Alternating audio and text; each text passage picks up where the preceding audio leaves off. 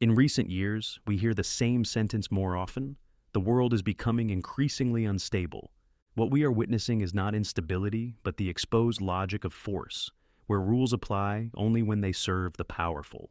Today, America no longer demonstrates strength through diplomacy, but through ruthless displays of power on the global stage. The kidnapping of a sovereign president and his trial in domestic courts is not a precedent, but a direct violation of international law. The announced occupation of Greenland and unjustified claims over its resources further confirm the return to imperial logic. Yet all these events pale in comparison to the catastrophe that would follow a direct U.S. military attack on Iran. And that scenario, despite its consequences, is not hypothetical, but increasingly likely. At first glance, the modern world appears different, as great powers avoid total wars. Instead, they engage in proxy conflicts, hybrid operations, and low-intensity warfare across multiple regions. This leads to the central question: who actually benefits from a U.S. ground invasion of Iran? When we scratch beneath the surface, the picture becomes far more complex. Three key actors, Iran, Israel, and the United States, paradoxically gain what they desire from such a conflict. Through direct confrontation, Iran could position itself as the leader of the Muslim world, uniting the region under resistance. In the long term, Israel could weaken American presence and solidify itself as the central power of the Middle East. Within the United States, war could become political fuel, enabling internal consolidation of power and political survival. But the crucial question remains: why would America cross the red line and send ground troops into Iran? Such a move carries extreme risk, threatening U.S. global hegemony and igniting deep internal divisions. It could even produce a new internal conflict within the United States itself. Before addressing the primary factor driving this scenario, Donald Trump's role as president, we must examine secondary motives. Why does Iran need this war, and why would Israel be willing to accept it? If we begin with Iran, the picture becomes far more rational than it initially appears. For Tehran, a direct confrontation with the United States would not be madness, but a carefully calculated strategic opportunity. Iran's first objective is creating national unity and restoring regime legitimacy under conditions of long-term internal pressure. Years of sanctions, corruption, and economic strain have significantly eroded domestic support for the Iranian political system. History consistently demonstrates one ruthless rule: external threats rapidly erase internal divisions within societies. At the moment of an American invasion, populations tend to rally around the state, regardless of its character. Iran's second objective is far more ambitious, forcing the permanent removal of American power from the Middle East. Iran does not seek a short, decisive war, but a conflict from which the United States cannot disengage. Its vast territory, hostile terrain, and severe logistical challenges make Iran ideal for a prolonged war of attrition. The third objective is achieving global legitimacy through symbolic victory against the world's most powerful state. Such an outcome would position Tehran as leader of the Muslim world, eclipsing Saudi Arabia's regional influence. However, a critical reality remains unavoidable for Iranian strategists planning such a confrontation.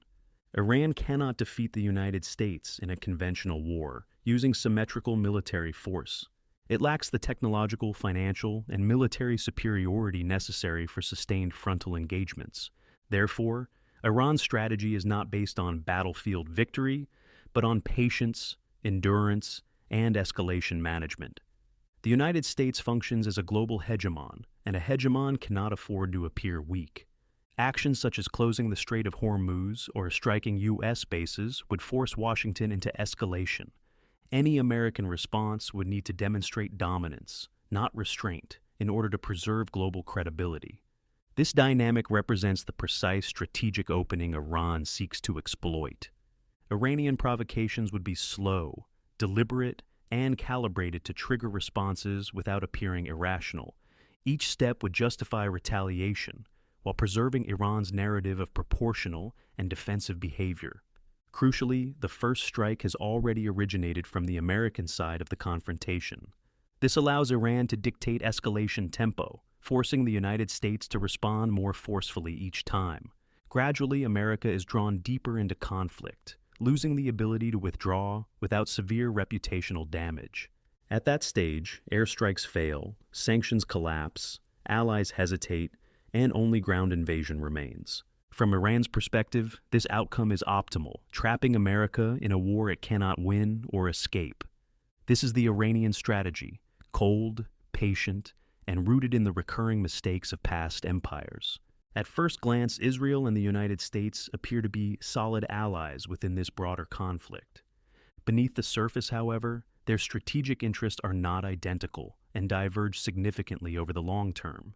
In fact, when viewed strategically, their long-term objectives increasingly place them on opposing paths. The United States functions as a global hegemon within the international system. As a hegemon, America does not want any single power to fully dominate the Middle East. Today, Washington supports Israel, but excessive Israeli power would instinctively trigger American balancing behavior. In that scenario, the United States would rely more heavily on Saudi Arabia, Turkey, or Egypt. For American grand strategy, maintaining a balance of power is essential for imperial survival. Israel, by contrast, has no interest in balance. Israel seeks dominance rather than equilibrium within the regional power structure. Within certain political and ideological circles in Israel, the concept of Greater Israel has existed for decades.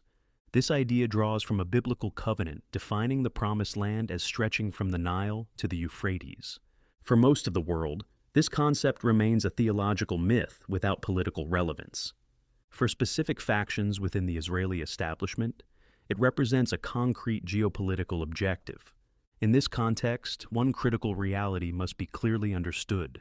The primary obstacle to this project is not Iran or Saudi Arabia, but the United States. As long as American forces remain in the region, Israel cannot become the absolute Middle Eastern hegemon. Therefore, Israel's long-term interest includes not only weakening Iran, but removing American imperial presence. This goal cannot be achieved through direct confrontation with the United States. Instead, it requires drawing America into a war that exhausts and fractures it internally. Consider a scenario in which the United States launches a ground invasion of Iran. The war drags on for years, casualties mount, and public support inside America collapses. Conscription returns, protests escalate, institutions destabilize, and society begins to fracture under pressure. At that point, internal chaos consumes American political life. The American empire then loses its ability to sustain global dominance. Withdrawal from the Middle East becomes unavoidable under such conditions. At this moment, a decisive transformation occurs. American withdrawal does not eliminate military infrastructure from the region. Bases, weapons, logistics, and personnel remain, but without a central imperial authority. Within this vacuum, Israel emerges as the natural successor to American military architecture. Israel effectively becomes the de facto hegemon of the Middle East. In other words, the collapse of American imperial presence enables the rise of an Israeli imperial order. For this reason, a simple Israeli victory over Iran offers little strategic value. Instead, Israel benefits from a war that exhausts both Iran and the United States.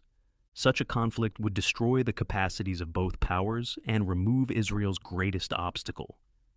From this perspective, Israel's optimal strategy is encouraging American ground troop deployment. Ground warfare alone guarantees prolonged exhaustion, political destabilization, and eventual imperial collapse. This is the Israeli case, not a short-term victory, but a long-term transformation of Middle Eastern power structures. So far, we have examined the strategic interests of Iran and Israel as separate but converging forces. However, one critical factor connects these interests into a realistic and highly probable war scenario. That factor is neither a state nor an ideology, but the individual leading the American empire, Donald Trump. When analyzing Trump's motivations, it becomes clear his goals differ fundamentally from those of the imperial system. He does not primarily care about Iran, the Middle East, Israel, or any long-term geopolitical project. Trump's central concern is personal political power within the United States and revenge for the 2020 election. For him, that election was not a loss, but an injustice that evolved into a lasting obsession. 4 years later, this belief still shapes his decisions, pushing him toward actions that destabilize imperial structures. This creates a paradox where America First rhetoric does not prevent, but enables, imperial self-destruction. What better way to weaken an empire than by allowing it to pursue an unwinnable ground war? Initially, Trump may approve escalation, even ground troop deployment, presenting it as decisive leadership.